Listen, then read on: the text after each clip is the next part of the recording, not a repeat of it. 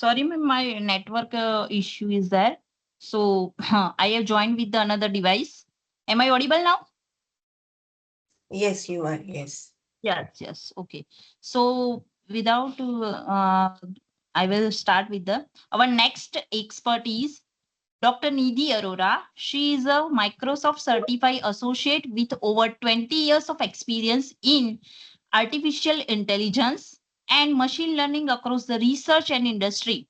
She holds expertise in generative AI, computer vision, NLP, data analytics, workflow automation, and business intelligence. Currently, she is Director AI at Advictech Ahmedabad, specializing in state-of-the-art AI solution. She has designed and implemented AI architectures and predictive analytics solution for the clients worldwide. Formerly director at GTU and chief AI officer, she is associated with the International Journal as editorial and reviewer board member. She has authored 70 plus research paper, book chapters, and book on soft computing methodology for the bankruptcy prediction. She collaborates with publishers like Springer, Elsewhere, IGI Global, and Taylor and Francis. She is registered PhD co-guide examiner and member of board studies at Indus University, Gujarat. As a Google developer educator, she has delivered workshop FDPs and invited talks at leading universities. She is also keynote speaker and panelist at global conference industry summits and corporate events including IIT Bombay and Infosys. So without wasting time, I welcome Dr. Nidhi Arora ma'am to start the session. Yeah. Thank you, ma'am, for this introduction. Sorry I'll ma'am for quickly share the my delay. screen. Sorry. Yeah. I'm sharing my screen. Just let me know if it is visible. Okay ma'am, sure.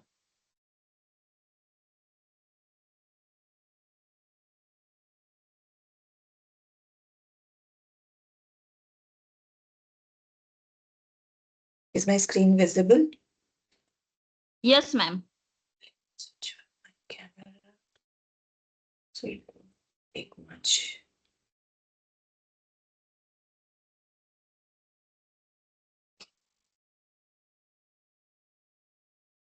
All right. So I'm going to do the most difficult job of this FDP, taking the last session on the last day, right? I know you can all relate with it when you have to complete the syllabus and you have to take the last module, and when the students are tired of the whole subject. So now you can understand their pain, and I understand your pain also. Um, as you all know, it's been raining since morning heavily. So by chance, if there is any interruption in the internet due to this weather, just bear with me. I'll join again by chance if it get disconnected. It should not actually. All right. So yes.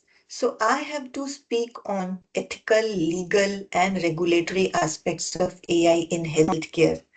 Again, this feels like the last module of the subject which you teach, which doesn't have much weightage in the examination, but is very, very important from the practical viewpoint. So I'm going to take you to a very important and very practical aspect of AI implementation as far as healthcare is concerned. Uh, as such, ma'am has given my interview, but still few things were missing. So I'm an AI consultant for more than 23 years. I specialize in healthcare development and consulting, and that's why I'm here. And I take you to a journey of the very, very sensitive matter, which are the legal, ethical, and regulatory concerns when the implementation of AI in healthcare is concerned, right? I'm an international level AI speaker.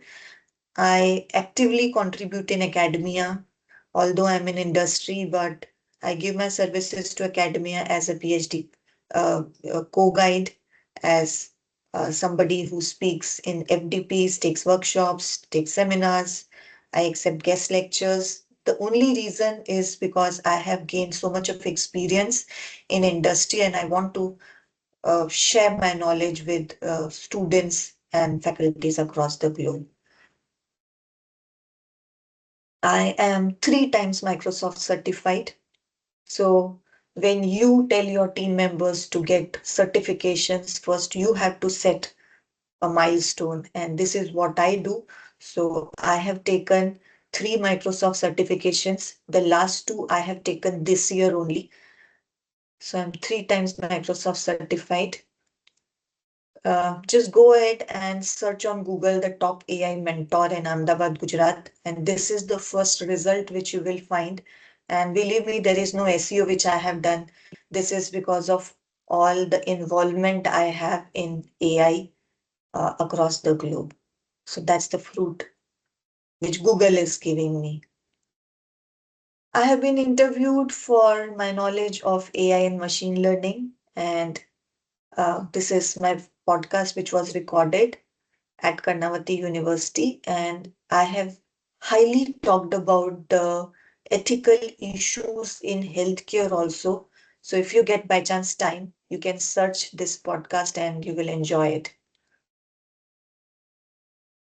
I have been featured on the front page of a very well-known international circulation magazine, which is called Inside Success, as the most visionary AI leaders shaping business growth. And this was their April 2025 issue.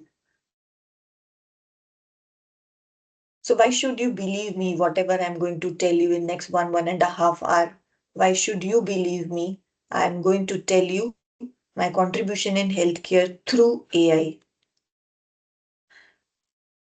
Um, we all talk about biometrics, right?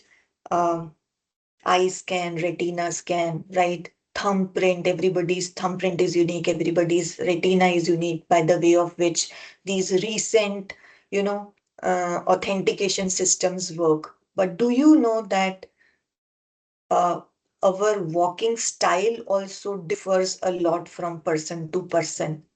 That is called gait, Gait, not GATE, it is called GAIT. And gait recognition is one of those areas which is not very studied, not much research is done on it. So she's my PhD student. She has finished her PhD. So we did this work for recognizing gait using some of the very recent methods to not only authenticate a person but also to identify a person. Similarly, the effect of carrying load on the joints, because when you walk, there is an angle which is created at your knee, right? And that's how it is decided what is your walking style. So we studied it at a length. Then I also did effect of consumers' immunity consciousness on monthly consumption of immunity booster products. Most of this work was done during COVID when people were um, in fear of COVID. So, and they started consuming a lot of immunity booster products. I'm sure most of you might also have started consuming those. So we did this study, and we also I have done a lot of work on people immunity and nutrition, how their nutritional, values changes, how their habits have changed, predictive analytics of consumers' immunity literacy towards immunity products. So we use some statistical analysis. I have also published a lot of book chapters like analyzing post-COVID effect on self-consciousness and awareness towards health based on the neuroscience framework. So when it comes to neuroscience framework, we actually created an AI model, a framework we created to study how the self-consciousness works post-COVID, because there were many people who had, you know, COVID in all the 3 waves, or somebody had in 2 waves. I'm sure you may be able to relate it with me. Then consumption scenario of nutritional supplements and their impact on health, a methodical analysis of consumer buying behavior towards immunity products during COVID-19 pandemic, predictive analysis of consumers' immunity literacy. So literacy is very important. When you start consuming something, what is your level of literacy? What what you are consuming. Usually people had started moving to, you know, homemade remedies, consuming, you know, uh, the mixtures which were suggested by Ayurvedas, revolutionizing healthcare through AI and mathematical modeling. And these all book chapters are published in well-known journals like Springer, Elsewhere, Taylor and Francis, IGI Global, CRC Press, just few important well-known publishers which I can recall. So let's try to get answers to some notable questions here before we talk about the actual concerns of AI implementation. Why has AI taken over the healthcare industry? What is that reason that people have started thinking about AI in healthcare industry? It is not new, right? In healthcare, especially, I remember I worked on the first project in healthcare 7, 8 years back. So it is not new. But what is the reason that AI is accepted worldwide? I'll give you some of the um examples from my experience on the projects which I have worked on, and I've tried to put them in 8 categories. I'll tell you all the categories, and to each category, I will also give you the examples of the real-time projects which I have done. And I'll try to give you some description about those also. And I think that would be something interesting for you for the last session. So, first thing is diagnosis of diseases, right?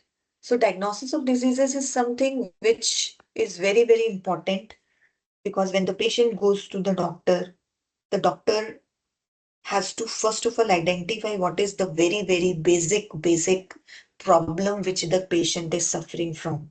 And that we call a medical diagnostic system where the doctor takes the patient in conversation, start asking some basic questions to him, like how he feels, if he's not feeling well, since what time he's not feeling well, what are the symptoms that he has been, his body has been reflecting, what are the medications which he has been taking. Most of us, everybody's story is this. Most of us start with the home remedies first, right?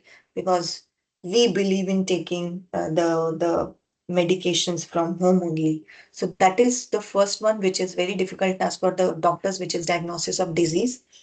The second one is medical image diagnosis. I'm sure throughout this FDP, you might have heard about MRI scans, lung scans, right?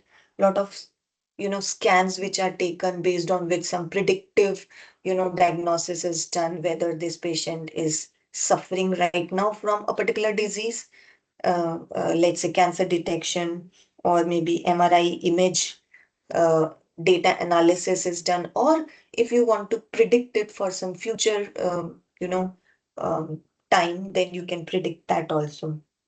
One of the projects which is very interesting, which we did, was on retinopathy diabetes detection.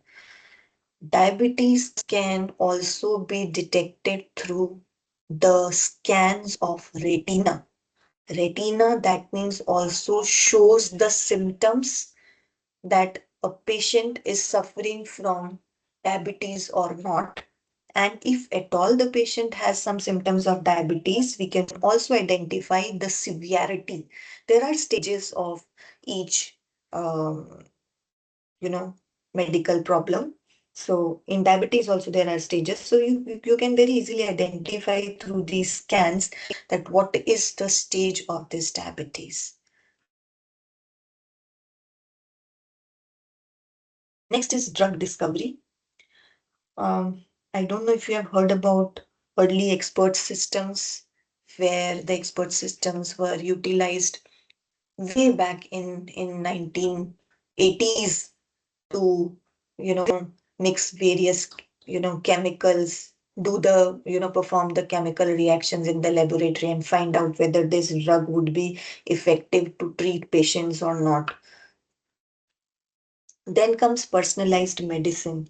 Personalization is something which we all love, whether it comes to shopping over Amazon or Flipkart, or it comes to taking the medicines.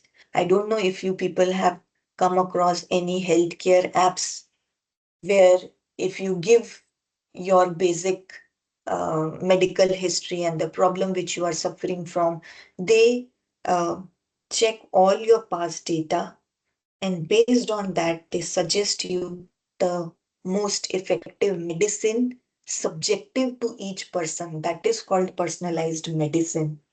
And this is something which we call advanced medical diagnostic system, where every person is treated differently based on their age, gender, the area to which they belong. If you remember, during COVID also, the effect of COVID was different in different regions. Demographics changes, the effect of each problem on each age group, and people changes, right?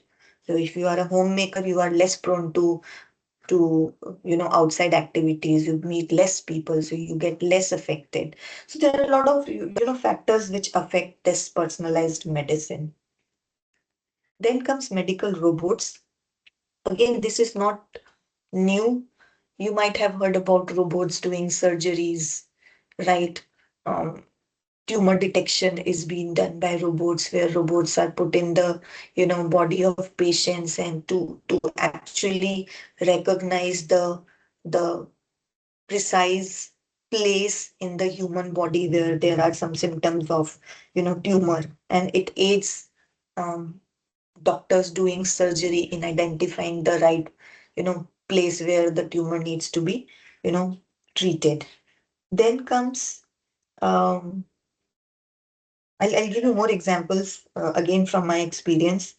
Um, we actually created a mental wellness counselor for one of our clients from UK, where he wanted us to develop a chatbot, you can say, but it is more of a medical bot. We don't call it a chatbot because you can't chat casually with it.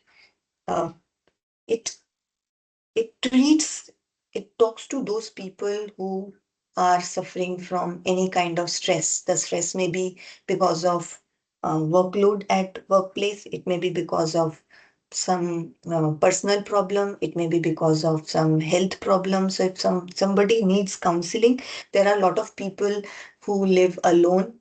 So that was the use case I'm telling you. So they wanted us to create a counselor which can listen to people problem and can be more of a companion. When somebody is in stress, they don't want more inputs. They want somebody to listen to their problems and be on their side. So we created something like that, and it worked really very, very well. We also created a conversational assistant for ordering wellness products. There are people who are habituated of taking medicines on monthly basis, which are in their routine.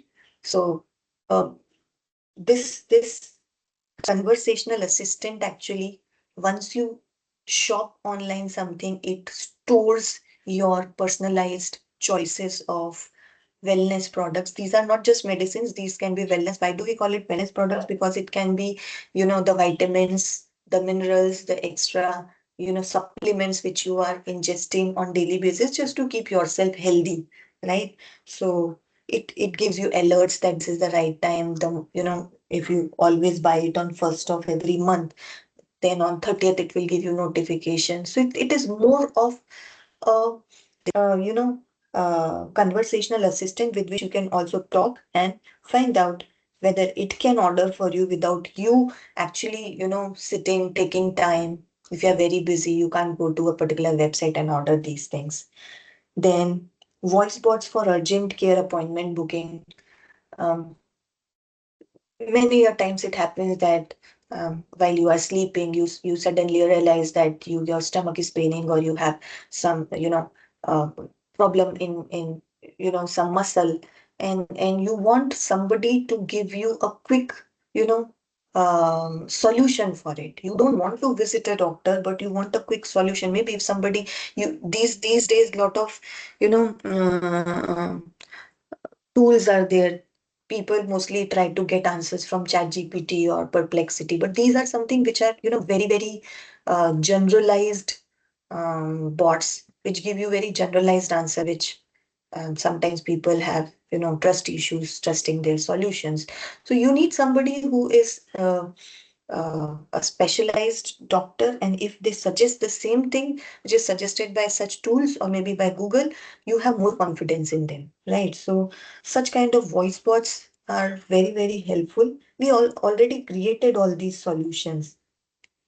I'm telling you all these examples, and slowly we will move to all the uh, implications in implementations of these solutions.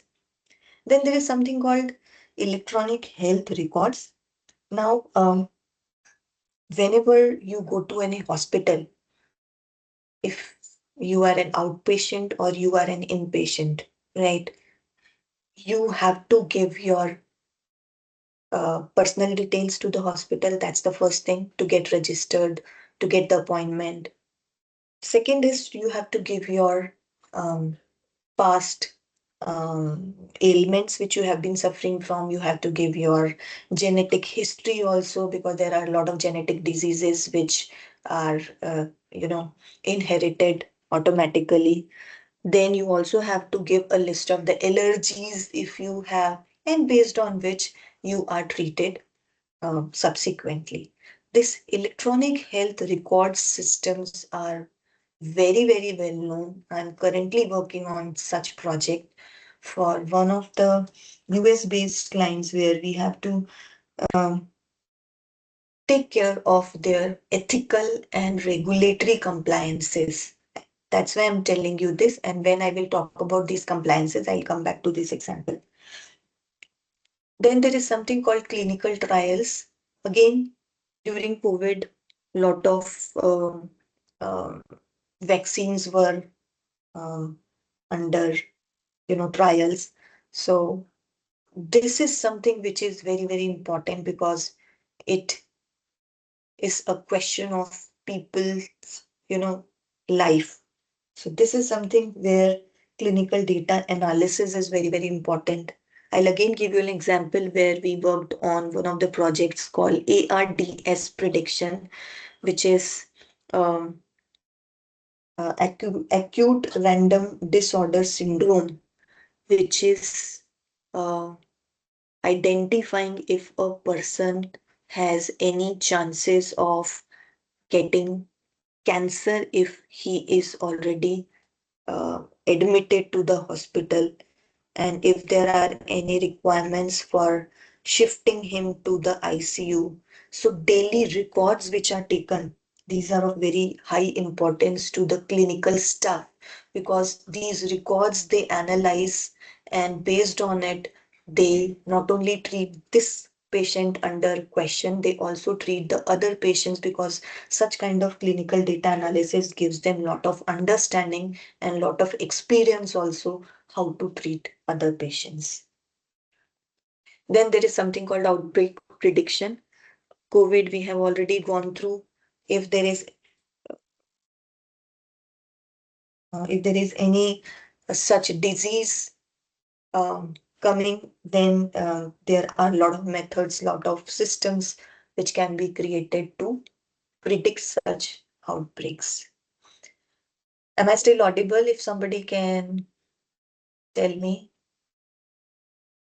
Yes, ma'am, you are audible. Okay, okay.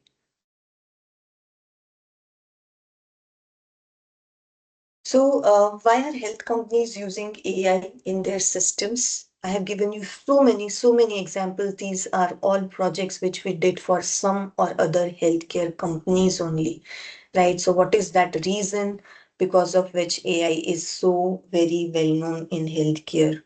First is high availability of medical data. I'm sure you must be listening to other speakers till date, till this session, and everybody might have thought about data, data, and data, because such systems are highly dependent on data. And healthcare is one of those domains where They hospitals, clinics, they have huge amount of medical data, more than uh, the amount which we can even handle. So sometimes we have to take it in parts to make sense of it.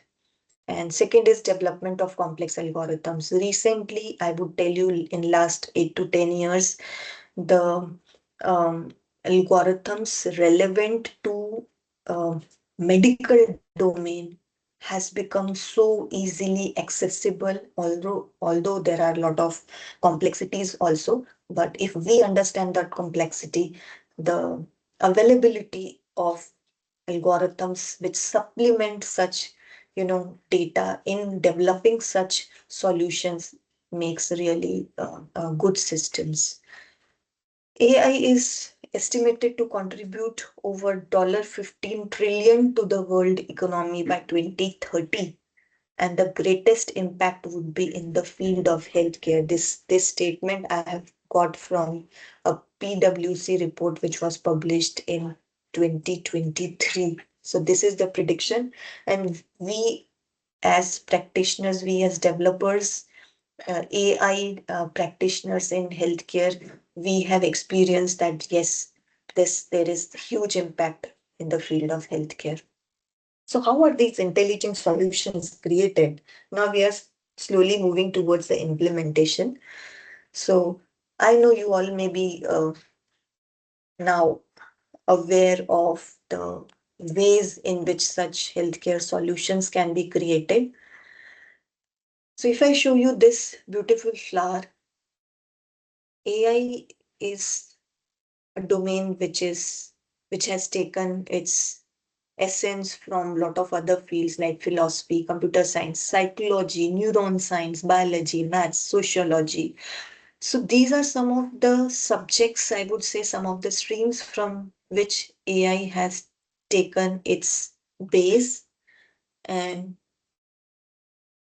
first thing, first step, we have to collect the good amount of data so that we can start thinking about developing AI solutions.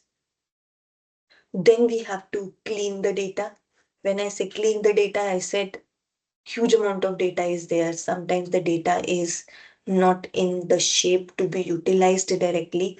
So a lot of cleaning is required. Cleaning does not only include, missing values or anomalies remover or outliers detection. It's not about that. When it comes to healthcare data, cleaning is much more than that. Then we make the first simulation, then we integrate it with the traditional healthcare systems, and then we analyze, we monitor the performance of such algorithms, and then if there is anything which we can visualize as a result of these AI implementations, because data speaks a lot of stories. So if at first step we have collected the data, we have ingested the data in healthcare system, if we can visualize what role it is exactly playing and how important it is for the healthcare professionals, nothing better than that.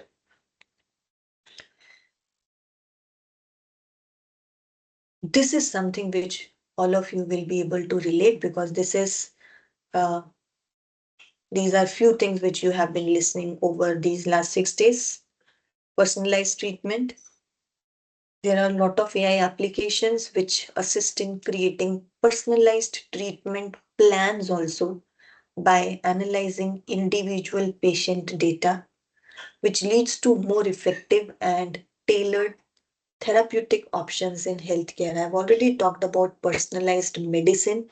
Similarly, subjective to each patient, there can be personalized treatment plans also, which these healthcare um, companies take very, very seriously, because patients are not just customers. It's a question of their life and trust also. When a patient comes to you know, a hospital, he has all the trust in the doctor, right?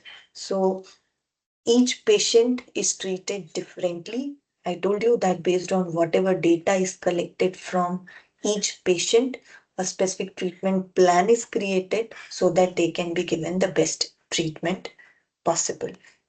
Then there is something called medical imaging. You might have heard about uh, analyzing patterns from the scans and images, and then diagnosis of diseases, and then accuracy of these predictions, the metrics, ROC, and then precision, recall. So these are few things which play a very important role. Then there is something called predictive analytics, where these AI algorithms play an important role in identifying what would happen in future course of time.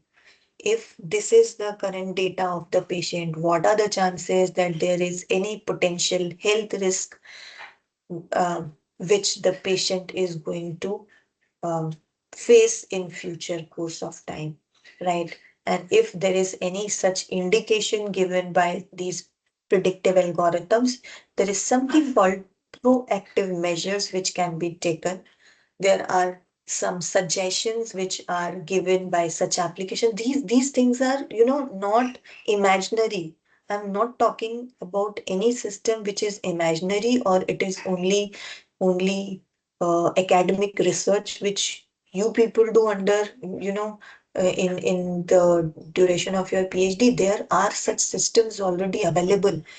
All the systems which I have talked about in my last slide, there was no system which was imaginary, or I haven't given you any hypothetical example. These are all systems which exist, right? Healthcare has already matured a lot, that it has a lot of systems already in place. The only thing is, what are the uh, beliefs of the stakeholders in healthcare? What are the level of trust of these stakeholders in healthcare on such systems? So before we talk about that again, there's something called SWOT analysis, which I've tried to do for AI. So, especially in healthcare. So, whenever you talk about implementing some solution in any domain, it's a very good idea to do the SWOT analysis. S stands for the strengths. So, as far as AI in healthcare is concerned, if you talk about its strength, if you talk about the voice bots, the mental, counselors, the conversational assistants, which I gave you a lot of examples already, these are 24/7 available. Even in night, if you have some problem and if you want an urgent care, not as a doctor you can be treated, but yes, an initial very basic suggestion can be obtained. The data analysis, I told you, when I told you that when we collect the data, and the last step was visualization. So when we say visualization, data analysis, the result of it is visualization. So if it goes to the decision makers, they can take a lot of decisions about what is to be improvised in the existing system, and if there are any issues or any feedbacks even coming from the patients, then they can be taken care of in time. Then there is something called personalized medicines. I've already discussed that. Specific treatment plans, I've already discussed that. So these are some of the strengths which AI in healthcare gives. And these are some of the reasons because of which uh, AI has penetrated very well in healthcare. But yes, every tool, every um, solution you say, every application you say has positives and negatives both. So if we have to see the other part of it also, which is its weaknesses. Very important thing when it comes to healthcare is data privacy and security. When it comes to security, I'm talking about cyber security. I'll come back to these 2 points again in my next slides.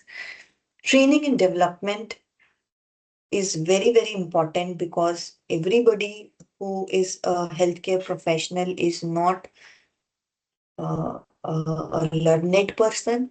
a person who understands the basics of AI, not even AI, the IT systems, right? So they have, difficulty understanding how to operate these systems, what these systems, are, you know, what kind of efficiency they are bringing in. So there are weaknesses also. Then comes opportunities. So what kind of opportunities AI is bringing in healthcare? Telemedicine is something where I told you that you call a doctor, you call a voice bot and it gives you it suggests you some medicine. These telemedicines, there was a time 4 5 years back when this telemedicine was very very common, that there were apps where you dial a doctor and you can one to one, face to face, you can talk to a doctor over video call, of course. That is telemedicine example. Then drug discovery. um, these are some of the things where AI showing lot of has been showing a lot of opportunities, because when it comes to experimentation, AI has been doing very well in all other sectors also. So, and discovery of drugs is one of those areas. And reduced healthcare cost, of course, um, when the diagnosis happens precisely instead of multiple rounds of interaction with the doctor. If there are such expert systems which can help doctors taking right decisions in one or two sittings only, it it not only relieves the patient early from the ailments, but it also reduces the cost. So there are a lot of opportunities, and still there are a lot of open domains also, I would say open areas also under healthcare, which can be studied by researchers like you and can be given um, further to the healthcare society professionals.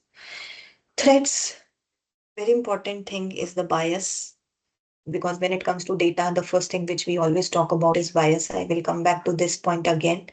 And I have talked about this bias in my podcast also, because this is something which is very sensitive when it comes to healthcare. Regulatory changes, challenges, and job displacement. People say that robots will displace people from the jobs, but as far as the efficiency of people is concerned, I don't see in near future that people would be displaced even in healthcare. So yes, now we are going to the crux of today's session. When we say that we are using AI in healthcare, AI helps in a lot of data driven decisions for doctors, for clinical professionals, for supporting staff also, and for the management of such healthcare organizations. When we talk about taking decision, there are a lot of terms which we hear. Fairness, whether this solution is fair enough for the people to be treated. Does it have sufficient security measures encompassed in it? Is it safe to use such applications? How much trust patient can have in such applications when some suggestions are given? Is it including all types of age groups, genders, regions, religions, so on and so forth? What kind of good or bad impacts does these AI applications have? Is the data which is fed to such application kept private? How much transparent these applications are when it comes to utilizing these AI applications in healthcare? So these are a lot of concerns which we as AI professionals who build such solutions in healthcare, we talk about this. You as academic researchers, you should always talk about these terms, See, implementation is not difficult. If you want to do predictive analytics, algorithms are there. You can very easily do it if you have access to data. Um, Image data analysis, you know, disease prediction based on the MRI scans, based on the other scans. Now, because you have learned it, all those people who are working in healthcare, the participants who are listening to me, it's not a difficult job. What makes you a responsible person? If you take care of all these terms responsibly, ethically, and keeping the regulatory aspects in mind. So I'll take you to all these points slowly. So what is the best practice for adopting AI in healthcare? It is to establish collaborative framework involving healthcare professionals and ethicists like me to guide AI deployment, ensuring alignment with uh, patient welfare, privacy standards are met, legal regulations are met, while promoting transparency in AI decision-making process and continuous assessment of tools' impact on healthcare outcomes. Very heavy, but I'll try to break it down in my next slides. So let us discuss the ethical considerations of AI in healthcare. Let us say that I want to implement an AI solution, and at the same time, I want to plan to deal with the ethical dilemmas, all the dilemmas which we have just now discussed, like privacy, security, justice, fairness, right, transparency, responsibility. So let's say if I started working on some problem in back in 2023, where I did some kind of initial assessment of evaluating where the current state is there in healthcare as far as AI is concerned. If somebody has come to me with their problem that we want to implement some AI solution, so we let's say we studied it, we evaluated where they are in AI in terms of AI. Next year comes, we established clear ethical guidelines for use of AI so that while we implement solutions for them, we stick to the ethical guidelines. Next year comes when we integrate the AI system in healthcare, we have to see that whatever guidelines we created in the last milestone, we are uh, abiding to it. When it comes to the review and adaptation stage, where the integration has been done, and now we are analyzing the impact of this application, we have to assess not only that the solution is effective, but we also have to see that the ethical guidelines which we integrated are working properly and are being met also when it comes to reviewing such applications, and if required, you have to go back and modify the policies. So what are the ethical concerns? I'll try to make it as simple as possible so that we all can understand. First and very important is bias. When we collect any data for implementing AI system, it may be biased. When I say biased, it is a very broad term. Let's say you have 30 parameters in the data based on which you are going to implement whatever AI solution you are trying to solve, So it can be the age group, it can be the region from where the data is obtained, it can be the gender, it can be the symptoms, and symptoms may be divided into 10, 12, 13, 14 parameters.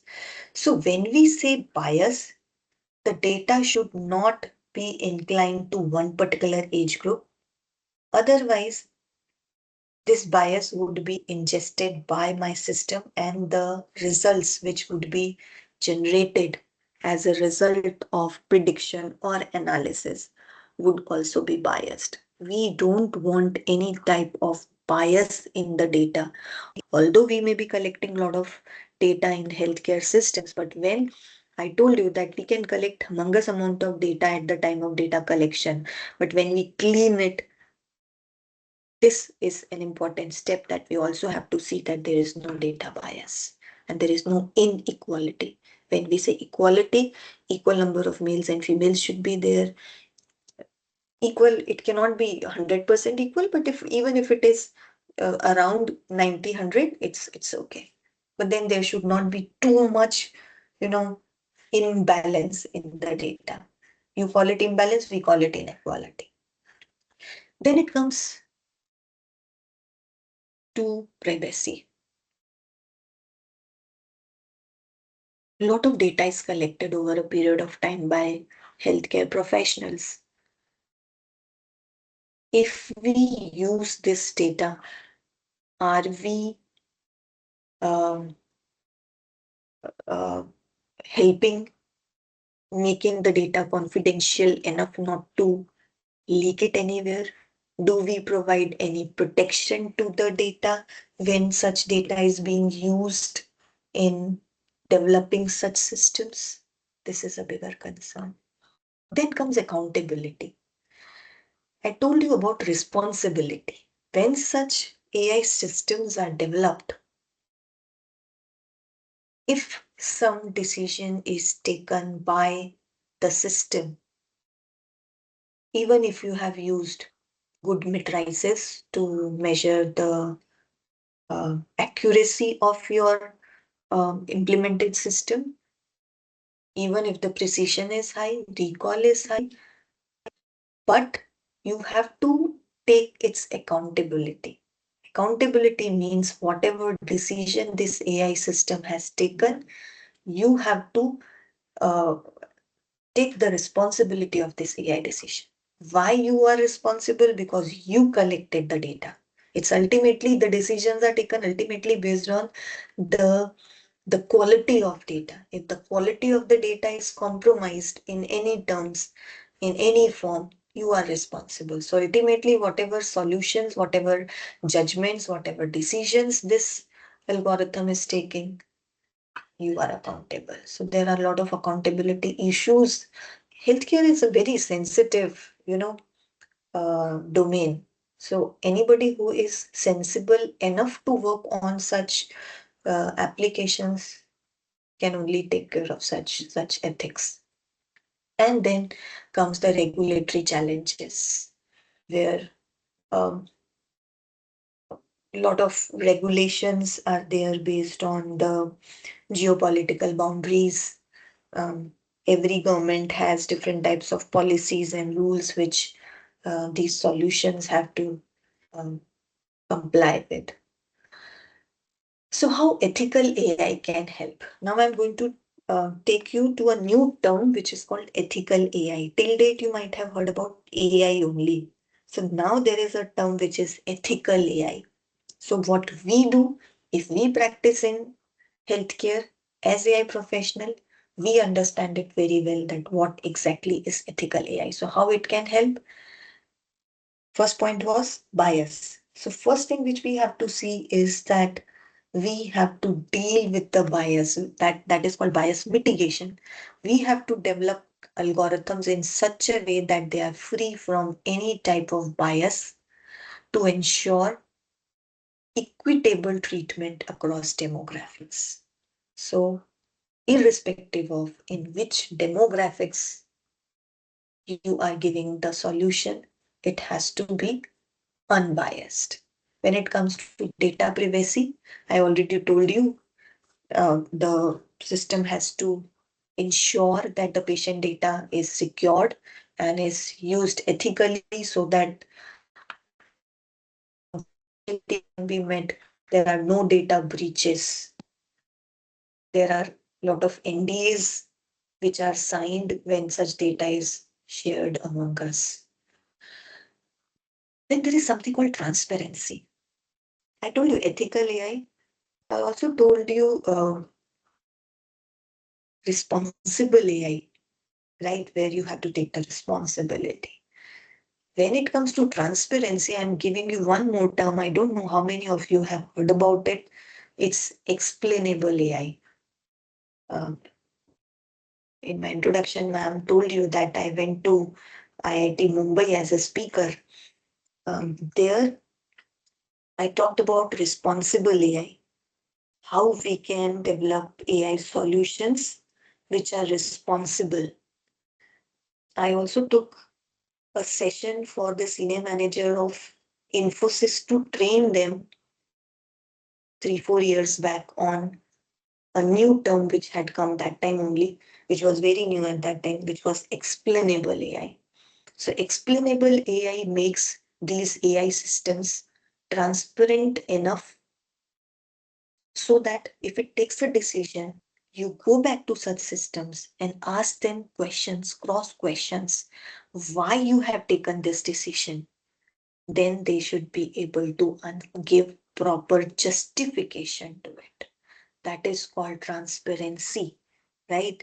You assess students papers and students come back to you and tell you, ma'am, please show me my paper why I have got this much marks. And if you open their answer sheet in front of them and show them how they have written and why they have got these marks, this is called transparency. This is the same way how the AI systems work, right? So if some AI system has given some decision, irrespective of how good metrics you have used, talk about specificity or the precision or the recall.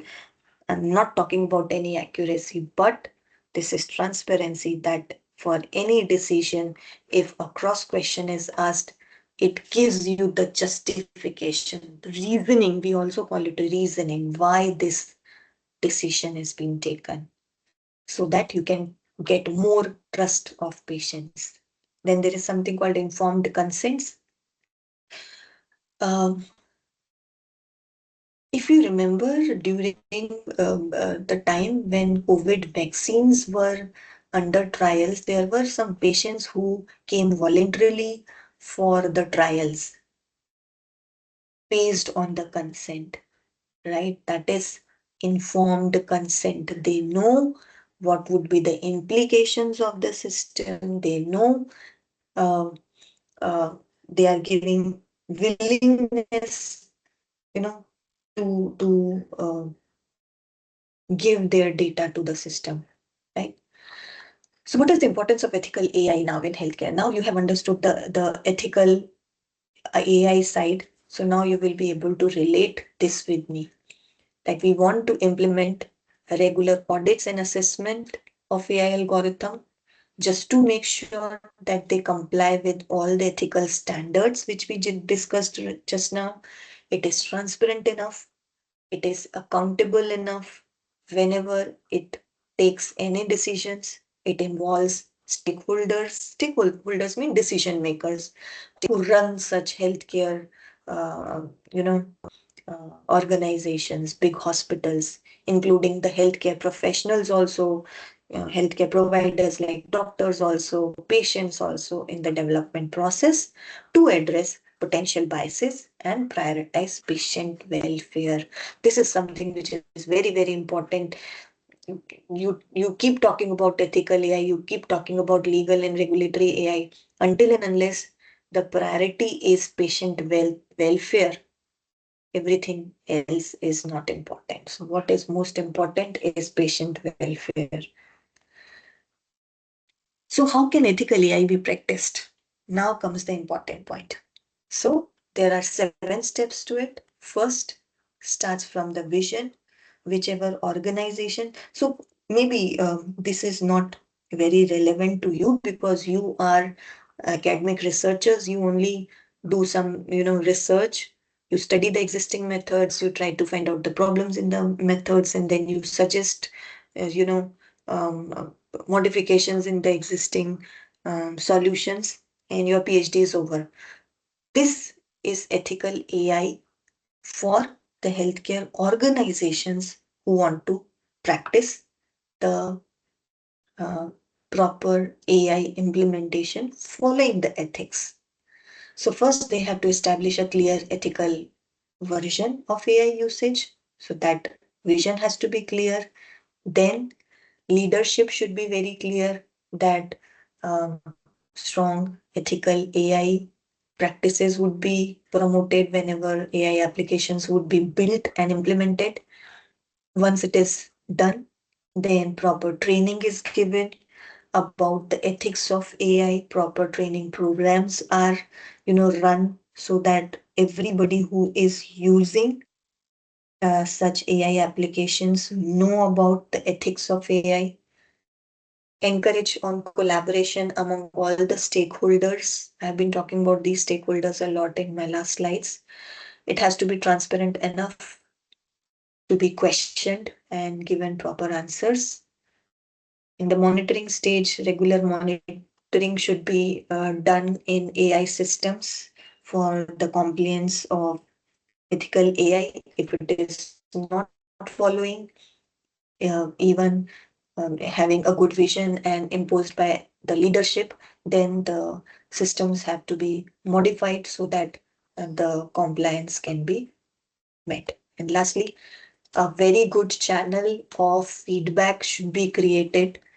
See, whatever event happens, even smallest of event happens, there is very important aspect of feedback, right?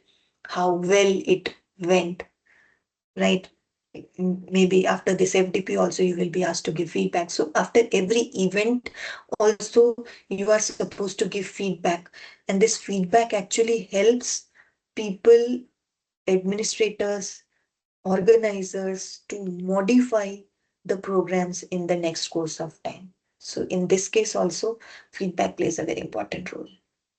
So I said training is very important. So what kind of training should be given? AI should be uh, clearly known by everybody who is a part of healthcare management. Because when we say AI, most of the laymen, most of the people think that it is chat GPT only, but AI is way, way, way more than that.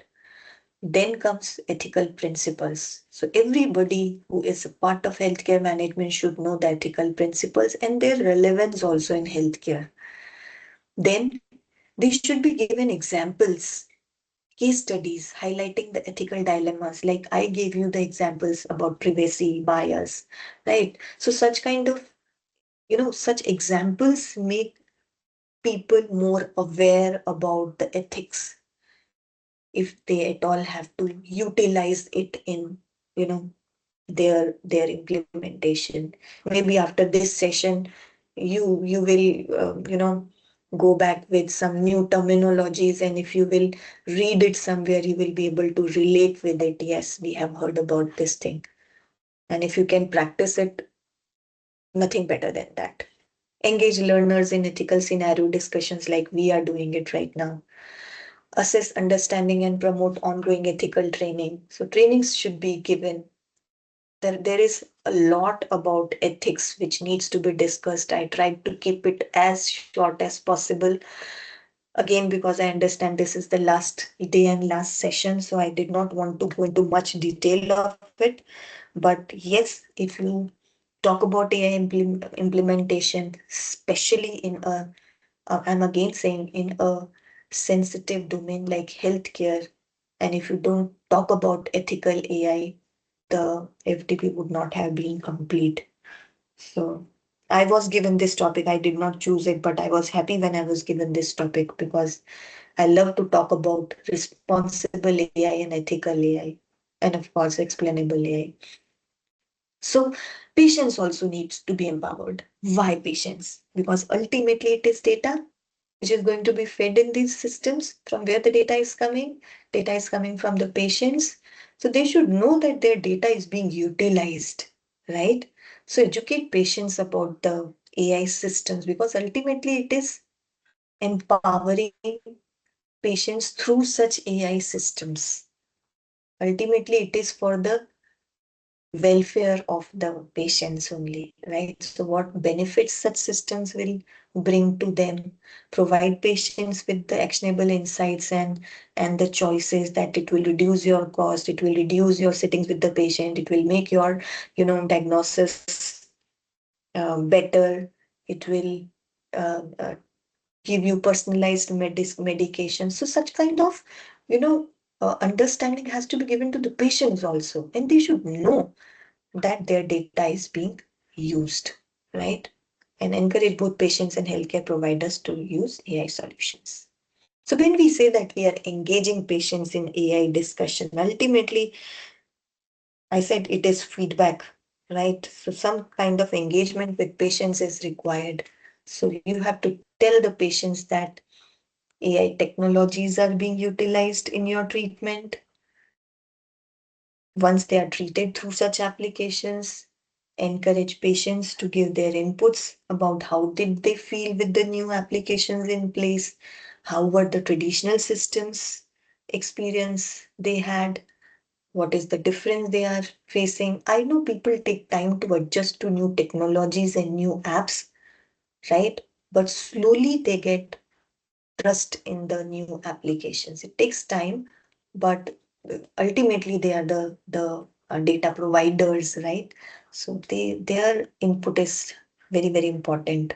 They should be known the benefits which AI applications can bring to them, address their concerns if they have, if they're worried about anything, when it comes to utilizing AI applications, educate them about the ethics that, you know, we are using the data, but it is being ethically used.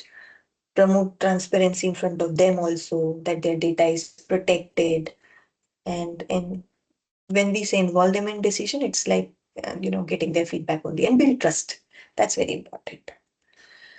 So that is all about ethics of AI. I tried to keep it as short as possible so that we can cover other 2 points quickly. These are the legal considerations of AI in healthcare. So legal things come into play when it is administration in healthcare with AI. So what are these important points? First, very important thing is data analysis. I told you that the stakeholders, the decision makers, the management of healthcare fraternity, these people leverage uh, data to identify what are the trends, what are the, diseases in this particular region, where the flu is, getting stronger, in which season it is getting stronger, what are the decisions, if at all they are to be taken, right? So then patient monitoring. There are, of course, some AI tools which continuously monitor the patients also, so that they can be given timely interventions. Um, I told you about the ARDS prediction, which we said, where the clinical data, we used to collect on regular basis. So this is also something which comes under patient monitoring, which plays a very important role in healthcare administration. It, of course, improves the efficiency. AI is not only about, predicting diseases. It's not only about robots or chatbots. It's not only about medical data analysis. It's not only about image data analysis. It is way, way more than that. There are a lot of automations also which can be done in healthcare, like when it comes to administration. People want automated, scheduling of uh, patients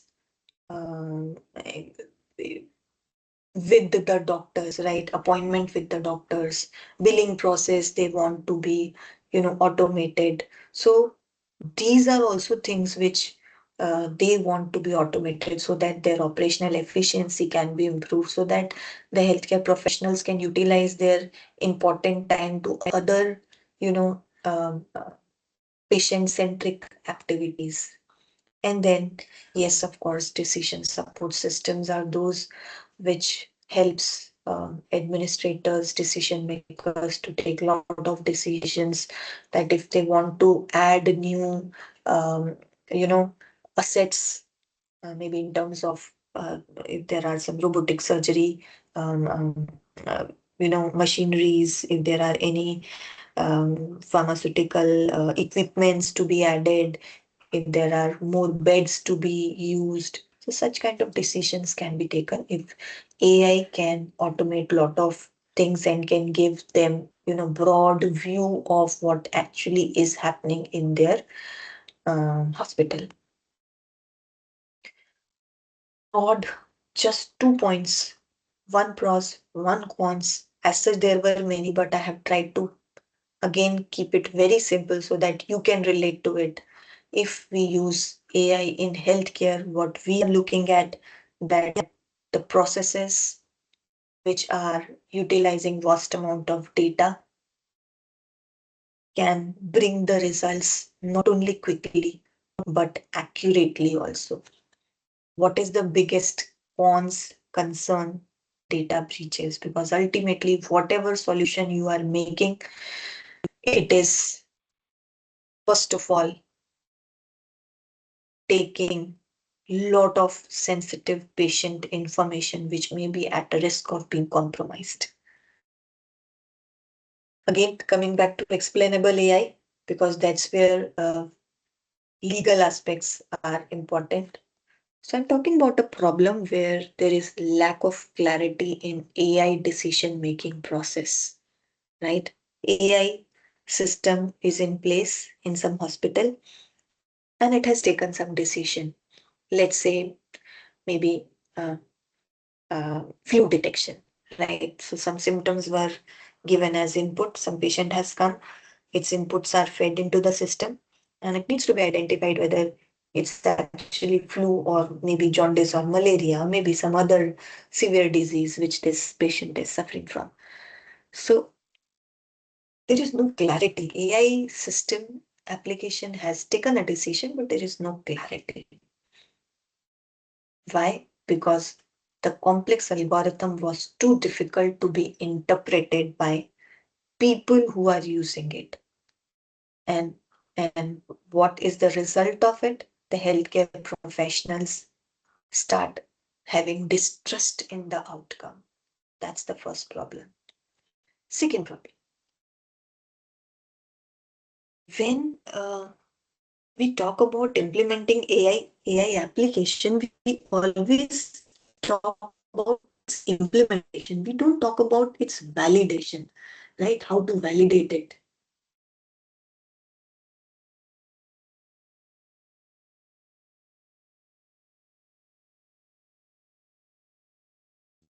My time is also getting over. I started late, but I'll try to finish it early as possible. Okay. I'm sure you must be enjoying it because I enjoy it a lot. So when it comes to Yes, ma'am. putting such AI models, sorry, We somebody are said enjoy. anything? Okay, We thank like you. the session. Thank you, thank you. I'll try to finish it quickly. So when it is, it comes to implementing this AI model, very important thing is validation. And validation is done by its uh, people who are utilizing it, whether it is giving the right treatment or not. Third problem is the limited understanding among healthcare staff and professionals, which I already told you, right? So data ownership and sharing issues play a very important role because ultimately it is patient data, where the data is going, who has the control, who has the ownership of the data, right? Where the data is being shared with. Sometimes you get calls from somebody you have not shared your phone number with. So there are some, third parties with which your, phone numbers are also shared. So that's okay. But when it comes to sensitive data like healthcare, such data is also sometimes compromised. So that has to be seen that it is not shared with anybody else without the informed consent of the patients. Proper data security measures are being taken by the healthcare administrators. Patient trust is not broken because they are providing, all the, you know, genetic information, their personal information, their health history to you as because you are a trustworthy organization, right? So I'll come back quickly to the last one, which is regulatory aspects of AI. When it comes to regulations, I'll take the other one. Yes. When it comes to regulations, HIPAA is something which is very important. Um, I'll take you to this slide. Okay. So there are few regulations which needs to be followed. FDA, I'm sure you must know about FDA, which is Food and Drug Food Discovery Authority, where they have the, regulatory and safety measures which needs to be complied with. Then there is European Union AI Act also, that there are, if any AI applications which are using data, they promote ethical AI in use.